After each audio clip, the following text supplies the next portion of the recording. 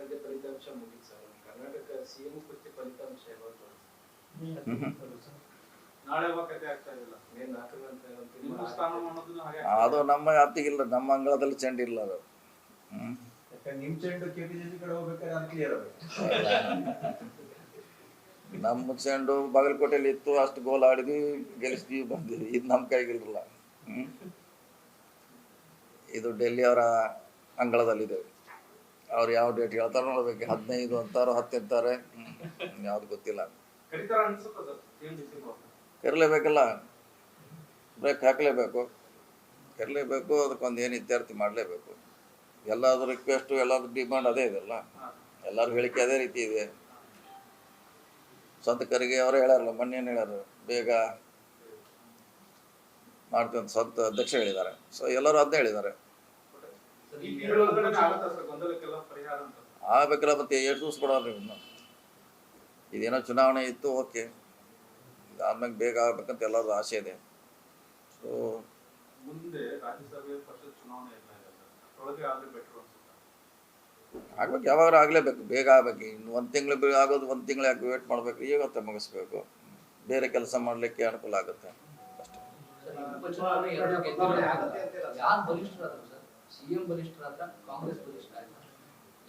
Party ಆಯ್ತು, ನಾವೆಲ್ಲ ಮಾಡೋದು ಪಾರ್ಟಿ ಕೆಲಸ ಅಲ್ಲ. ಇದರಲ್ಲಿ ಒಬ್ರು ಹೆಚ್ಚು ಮಾಡಿದ್ದಾರೆ, ಕೆಲವರು ಕಡಿಮೆ ಮಾಡಿದ್ದಾರೆ, ಕೆಲವರು ಅರ್ಧ ಮಾಡಿದ್ದಾರೆ. ಎಲ್ಲರದ್ದು ಪಾತ್ರ ಇದ್ದೇ ಇರೋದು, ಇರ್ಲಂತಿಲ್ಲ. ಸೊ ಇದು ಪಕ್ಷ ಬಲಿಷ್ಠ. ಪಕ್ಷ ಇದ್ರೆ ನಾವಿರ್ತೇವೆ, ಇಂಡಿವಿಜುವಲ್ ಪ್ರಶ್ನೆ ಬರೋದಿಲ್ಲ ಇಲ್ಲಿ. ಪಕ್ಷ ಫಸ್ಟ್, ಆಮ್ಯಾಗ ನಾವೆಲ್ಲ.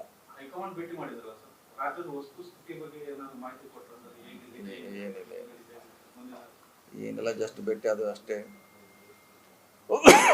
ಭೇಟಿ ಮಾತಾಡ್ಕೊಂಡು ಬಂದೆ ಅಷ್ಟೇ. ಇದನ್ನ ಹೇಳಿದ್ರೆ ಅದನ್ನೇ ಬೇಗ ಇತ್ಯರ್ಥ ಮಾಡಂತ ತಿಳಿ ಮಾಡ್ಬೇಕಲ್ಲ. ಗೊಂದಲ ಇದೆ, ತಿಳಿ ಮಾಡ್ಬೇಕಂತ ಹೇಳಿದೀವಿ. ಪ್ರತಿ ಸಾರಿ ಹೋದಾಗ ಹೇಳಿದೀವಿ, ಹೊಸದೇನಲ್ಲ.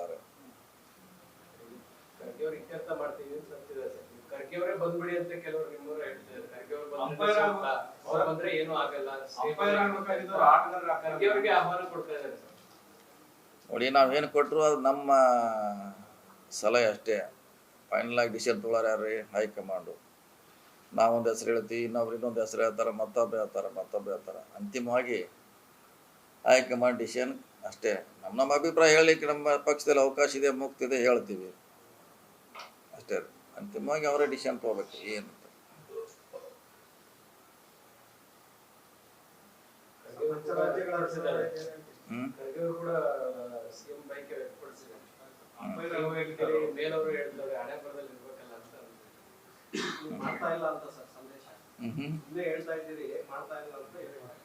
ನಮ್ಮ ಕೈಯಲ್ಲಿ ಇಲ್ಲಿದ್ರೆ ನಾವಿದ್ರೆ ಮಾಡ್ತಿದ್ವಿ. ನಮ್ಮ ಕಡೆ ಇಲ್ಲ ಅದು. ನಮ್ಮ ಕಡೆ ಇದ್ರೆ ಎಲ್ಲರೂ ಡಿಸಿಷನ್ ತೊಗೊಳ್ತೀವಿ. ಇಲ್ಲ ಅದು ಇರೋದು ಹೈಕಮಾಂಡ್ನಲ್ಲಿ ಡಿಸಿಷನ್ ತೊಗೊಳೋದು. ನಮ್ಮಲ್ಲಿ ಏನಿದೆ, ಏನಿಲ್ಲ. ನಮ್ಮ ಅಭಿಪ್ರಾಯ ಹೇಳ್ಬೋದು, ಸ್ವತಂತ್ರ ಇದೆ, ಹೇಳ್ತೀವಿ. ಅದನ್ನು ಬಿಟ್ಟರೆ ಹೆಚ್ಚಿಗಿಲ್ಲ ನಮ್ಮ ಕಡೆ. ನ್ಯೂಸ್ ಫಸ್ಟ್, ನಿರ್ಭೀತಿಯಿಂದ ನಿಮ್ಮ ಪರವಾಗಿ.